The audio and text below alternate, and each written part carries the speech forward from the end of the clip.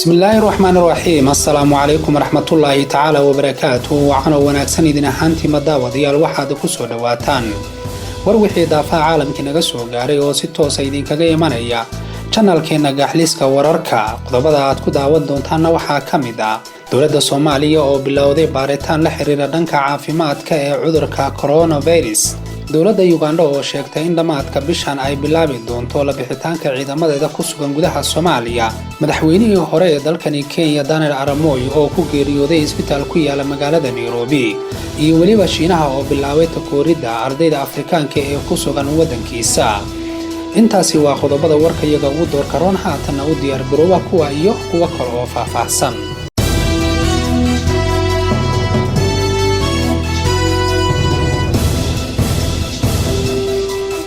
soo laabasho wanaagsan aragti doonaya idin leenahay idin ahaantii meel walba naga daawanaysaan dowladda federaalka ee Soomaaliya ayaa si rasmi ah u dalbatay waaran caalami ah oo la doonayo in lagu gacan geliyo wasiirka wasaaradda amniga dowlad goboleedka Jubbaland Cabdirashiid Cabdinuur Janan ka oo ka baxsaday cadaaladda sida ay hadalka u dhigeen dowladda Soomaaliya ayaa waxay arrinkan xiriir kala sameysay hay'adda booliska caalamiga ee Interpolka si loogu maxkamadeeyo dambiyo la xiriira tacadiyo ka dhan ah xuquuqda insaanka iyo tacadiyo kuwa muwaadin u geystay sida ay sheegeen dowladda federaalka ee Soomaaliya waxa ay dhigeeda Kenya ka dalbatay in sida ugu dhaqsiyaha badan ay u soo qabato una soo wareejiso eedeymaha loo haysto Cabdirashiid si maxkamad loo saaro isla markaana loo horkeeno cadaaladda wararka ka soo baxay dowladda federaalka ee Soomaaliya ayaa imanaya xilli sidan oo kale qoraal ka soo baxay hay'adda xuquuqul insaanka Amnesty International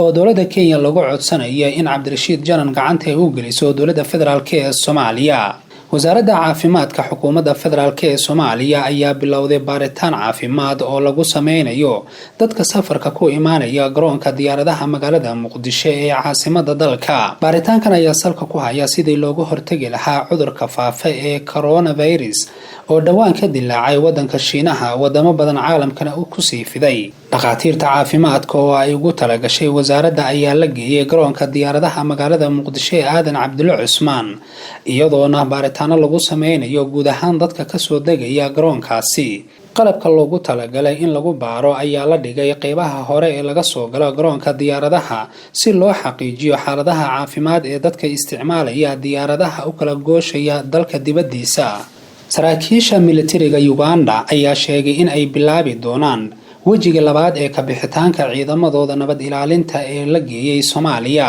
Brigadier oo ah afayeenka militariga ciidamada Uganda ayaa wakaalada ku taala wadanka Shiinaha u sheegay in qaybta labaad ee ka bixitaanka ciidamadooda ay ka badan tahay 6,000 oo askari oo hoostaga ama la shaqeeya howlgalka midowga Afrika ee AMISOM ee ka howlgala Soomaaliya ayna dhici doonto 28 bishan taliyaasha ciidamada AMISOM ayaa dabayaaqadii bishii hore go'aansaday inay ka jiraan 1,000 askari oo kale oo dheeraad ah oo ka socda ciidamada nabad ilaalinta gobolka Geeska Afrika inkastoo ay sii kordhayso weerarada Al-Shabaab ay ku qaadayaan goobaha dawladdu ay maamusho Uganda ayaa sanadkii 2017 kala baxday gudaha Soomaaliya 281 askari oo qayb ka ah nabad ilaalinta midowga Afrika ee AMISOM ee lagu wado 60,000 inay kala baxdo Soomaaliya sida ku xusan qorshaha kala guurka ee lagu heshiiyay 2017 AMISOM waxa laga rabaa in ay si tartiib ah ula baxdo ciidamadeeda isla markaana amniga guud ahaan dalka ay ku wareejiso ciidamada federaalka ee Soomaaliya wasaaradda qorsheynta iyo xiriirka caalamiga maamulka Jubbaland ayaa maanta qabtay shir lagu daahfurayay isu imaatin ay isugu yimaadeen qaar ka mid ah wasaaradaha Jubbaland iyo hay'adaha ka howlgala Kismaayo shirkan socon doona muddo 2 maalin ayaa lagu shaandeyn doonaa mashaariicda la doonayo in sanadkan laga fuliyo guud ahaan Jubbaland kuwaas oo ay maalgelinayso hay'adda Jamciyadda Qurumaha ka dhaxaysa furitaanka shirka waxaa ka hadlay wasiirka howlaha guud iyo guriyeynta maamulka Jubbaland Engineer Ismaaciil Axmed Garas gaarsiinta kolley waxa jiri doona siyaalo hadli doontaan oo ah ama ha noqoto stabilization iyo governance ama ha noqoto economic development approach oo dadku dhan equal loo yahay ama ha noqoto in la caawiyo dadka tabarta yar. Caawin waxaan ka wadaa in la soo gaarsiiyo capacity-gooda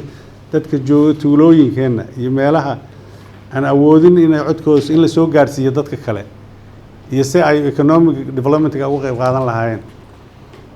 aad baad u mahadsantahay. waxaan u mahadcelinayaa European Union-ka oo lacagtaas really wax ku oolka inoogu deeqay.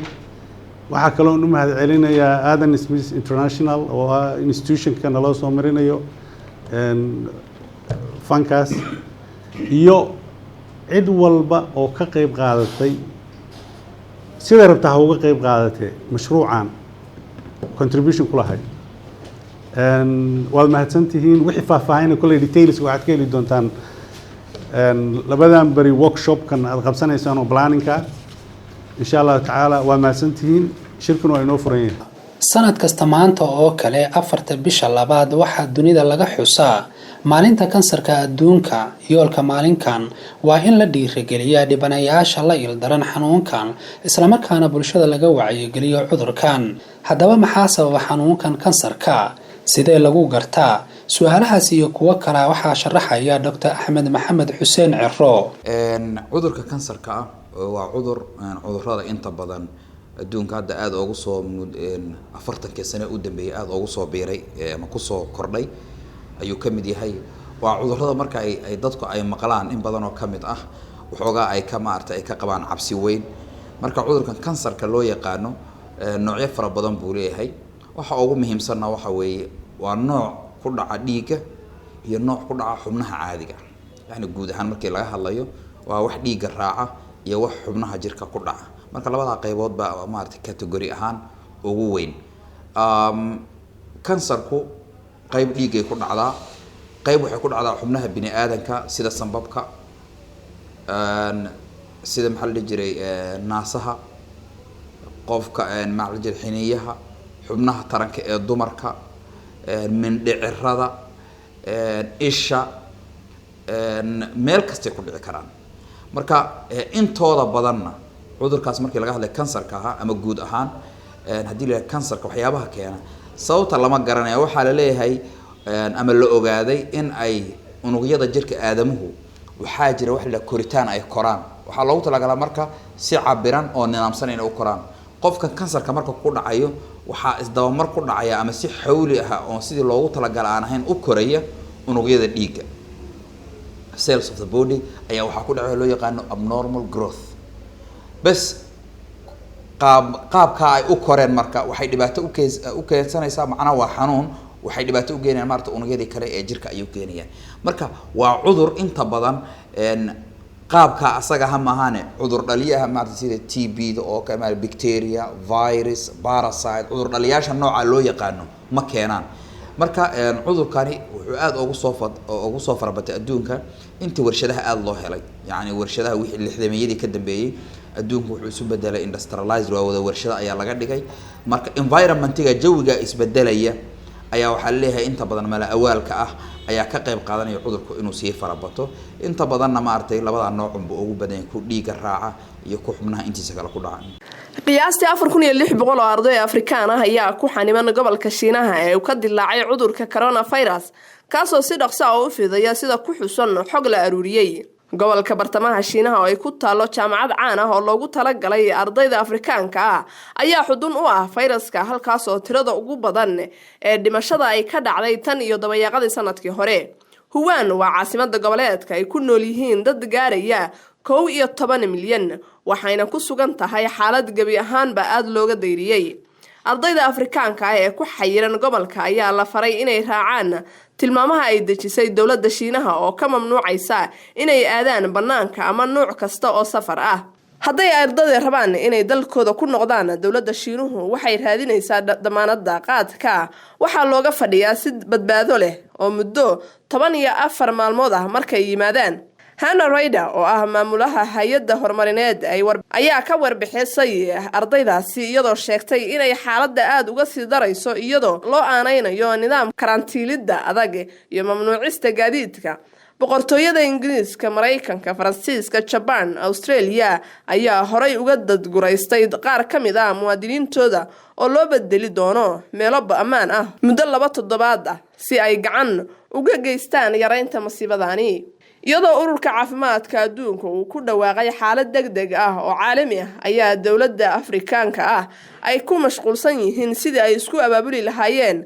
Morocco iyo Algeria waxay si cad u sheegeen inay damacsan yihiin dadguraynta muwaadiniintooda iyadoo dhowr dal oo kalena oo Afrikaan ahna la filayo inay raacaan. guud ahaan war wixii daafaha caalamka naga soo gaaray oo aad kala socoteen channelkeena Gaaxliiska Wararka haatan waa naga intaa. warka waxaa idin la socodsiinaya anigoo Axmed Laqaya ah. tan intaynu hawada dib ugu kulmi doono nabadino.